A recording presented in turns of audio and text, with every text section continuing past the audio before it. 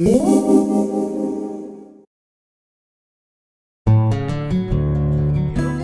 going to show you how to connect a Windows 7 professional virtual machine to a Windows Server 2012 Active Directory server, assuming both systems are using dynamic IP addresses. So the first thing I want to find out is what is the IP of this server? And it currently is 172.16.35.130. And it is important to know that because this IP can change, we may have to make some changes over here from time to time if we use our virtual machines on a different physical system. So I'm going to run command over here as well and just really quickly do an IP config. And looking at this IP address, it definitely is on a different network. So this one is on a 172.16.35.130 IP address.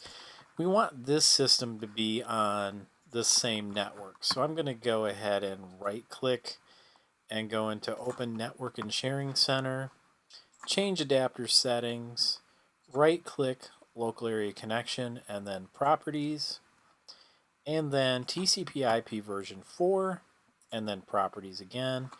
And I'm going to go ahead and say Obtain IP address automatically.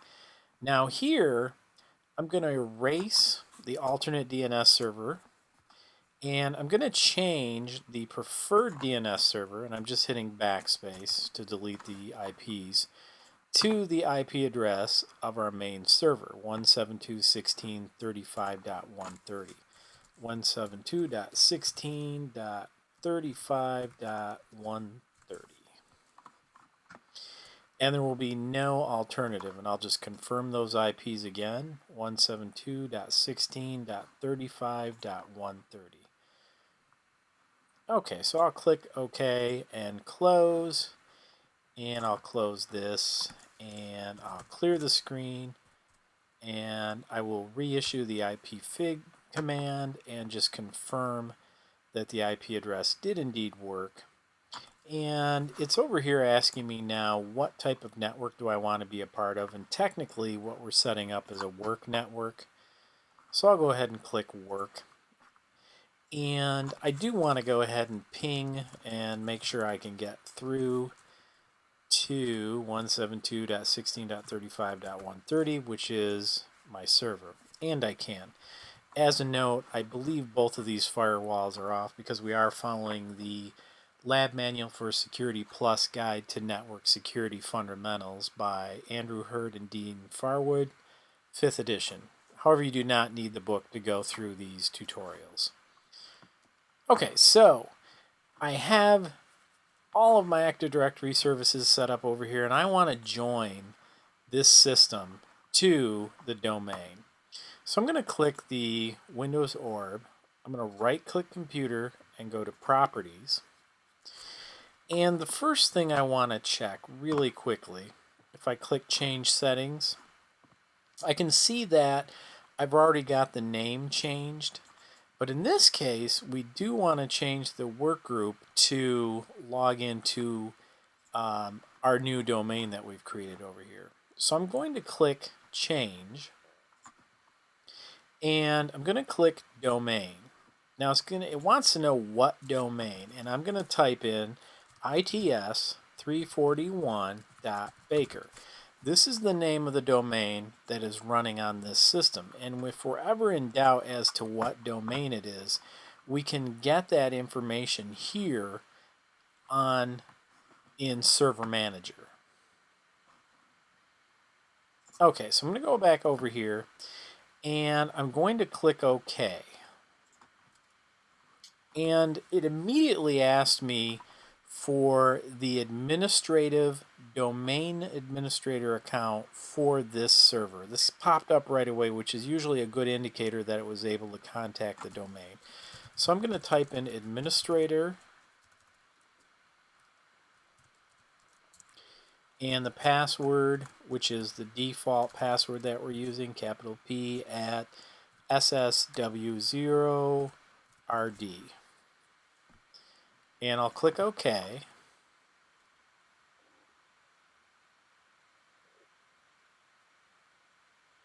And there's going to be a little bit of a pause while the Windows 7 computer tries to contact the domain. And it did successfully contact the its341.baker domain.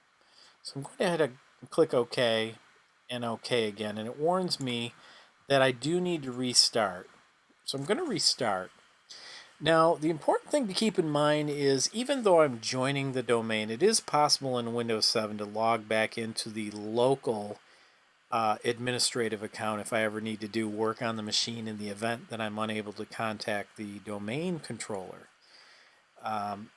In this case, we only have one domain controller, so if for whatever reason the IP here changed, over here we would need to use the local administrator account. Now, all right, once the Windows 7 system is booted up from joining Active Directory, we can issue a Control-Alt-Delete. And by default, it will be set to log in to the local system. So we want to make sure that it's saying log on to ITS341, and then I can type in the user we created in our previous video. And I will include a link to that video. It was the video where we created an Active Directory server on server 2012 R2. So now I'm going to go ahead and log in, and I am actually logging in as the test user that we created here on the local server. So if I go to Tools, Active Directory, Users and Computers, and click Users, and I scroll down, I will see here the test user that I had created.